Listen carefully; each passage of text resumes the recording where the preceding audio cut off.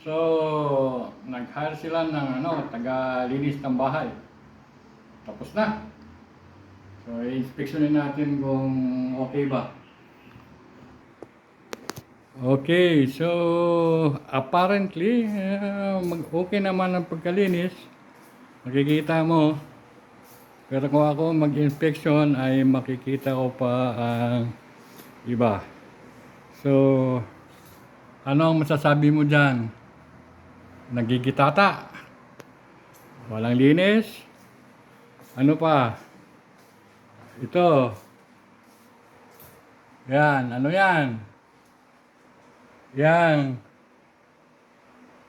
Ano yung itsura niyan?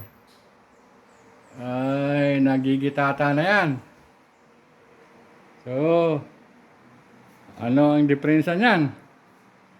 So, maraming mga singit-singit ang hindi nalinis. So, inabot ng 3 hours ang tagalinis. Meron pa sa taas, ayaw ko na akyatin. 3 oras lang ay 1,000 ang bayad. Worth it kaya? Ito pa pala, oh. Yan, oh. Nagigitata.